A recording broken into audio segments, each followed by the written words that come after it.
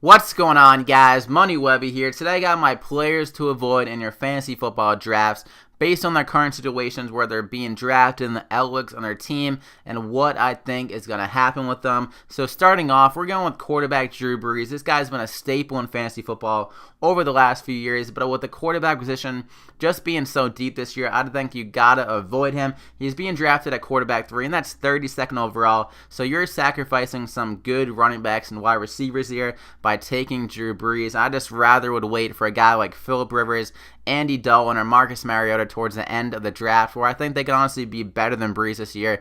He lost Brandon Cooks, and who they replaced him with is Ted Ginn Jr., not nearly as good of a receiver as Cooks. Also, so Cooks, he had 117 targets. I just don't think they're going to be able to replace that with anyone. And his pass attempts were the most of his career last year, 673. I see those going down a pretty sizable amount to around like 630. And with those targets being gone from Cooks, the yards per attempt should go down as the defense will kind of creep up more. It'll be more of a dink and dunk offense with Willie Snead and the running backs, Ingram, Kamara out of the backfield. Some more check down stuff, and the explosion just won't be there for Brees. He's getting older. They've been beefing up the offensive line, preparing for this more run-heavy approach with the Saints offense, and that keeps their bad defense off the field more. So I think Brees will not be the same fantasy quarterback that he has been throughout his career, so I'm avoiding him at all costs, and you should too.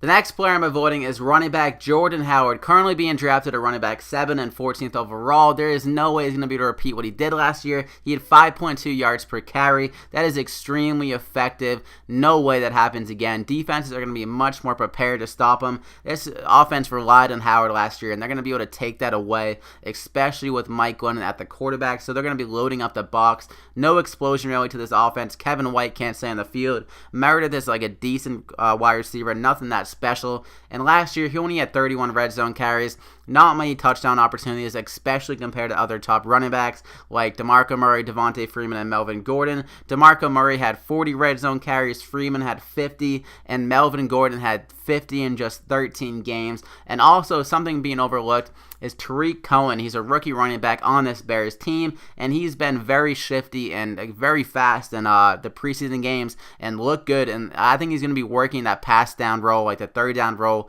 for this Bears offense, and especially that change of pace work. So if this team gets down in any game, then Jordan Howard won't be on the field nearly as much, and that takes away from his floor on a week-to-week basis if he's not getting that pass work. So Jordan Howard at running back 7, you gotta avoid him.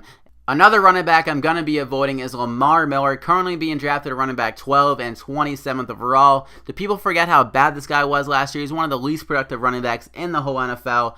And the Texans, they brought him in to try to be some workhorse last year. As you can tell throughout his whole career, he cannot do that. He is very unproductive when he gets like 20-plus carries. He's pretty solid in the 10 to 15 carry range. So they addressed that issue by bringing in Dante Foreman, the rookie running back from Texas, a very powerful back. I think he can honestly make this a 50-50 split between him and Lamar Miller, and also vulture some touchdowns, being a big, powerful back. And that'd be very bad news for Lamar Miller because there's not many touchdowns that come across on this bad offense. And looking at a PFF stat, it kind of measures that every time he gets the ball, how many fantasy points he gets. He got 0.37 fantasy points per opportunity. So I looked into this on Pro Football Focus. There was 32 running backs who got at least 50% of the snaps, and Lamar Miller, he was 25th among those running backs and fantasy points for opportunities, so not effective at all. Some running backs ahead of him was Matt Asiata, Darren Sproles, and Frank Gore. So all those guys were better in the work they got. Lamar Miller just extremely bad last year.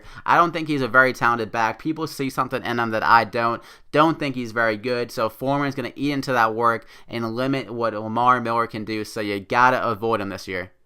Now onto a wide receiver I am not drafting this year, being drafted way too high. That's Mike Evans, currently being drafted a wide receiver 4 and 7th overall. This guy was peppered with targets last year, 175. That was first in the NFL. He needs a lot of targets to be successful. He's a volume wide receiver. His catch rate last year was only 54.8, so he wasn't coming down with a lot of his targets. And they brought in some other weapons with Deshaun Jackson and O.J. Howard, the rookie tight end. So that's going to take away from some of his targets this year. And so yeah, so that's very bad. When you don't have opportunities, you can't get the fantasy production. And a big part of the Sean Jackson game, he's very good on the downfield plays. If you didn't know, the 20-plus yard throws, he led the NFL in those kind of plays with 579 yards. And Evans, he made some money in those plays as well, gained 372 yards and 6 touchdowns on 20-plus yard deep passes. So that's going to take away from Evans' top number with those plays kind of going into Deshaun Jackson's hands. So I don't see this year from Evans. Don't think he can return to nearly the value he's being drafted at. So I'm avoiding him, and you should as well. Another wide receiver I'm avoiding is Jarvis Landry, currently being drafted at wide receiver 21 and 42nd overall. He's in a very bad situation to be a fantasy wide receiver. The Dolphins had the second fewest pass attempts per game last year, and that should continue on to this year. Adam Gase loves to run the ball, and they're going to get Jay Ajayi going early and often. And now they bring in Jay Cutler, a gunslinger that loves to push the ball down the field and doesn't like to look for those slot wide receivers like Jarvis. So throughout his career, he's been looking for guys like B. Marsh, Alshon Jeffrey, which is very similar to the style and body type of Devontae Parker. So I think Jay is going to be looking for Parker early and often compared to Landry. And also the Dolphins have no attachment to Landry next year. He's a free agent after this season, so they're going to want to develop Parker, and Adam Gase is going to want to keep Jay Ajayi and Parker big focal points in this offense. They don't really care about Landry. He'll be gone next year, according to the report. So Landry, he's the odd man out in this offense, and he doesn't get many looks in the red zone as well. Only 9 red zone targets last year,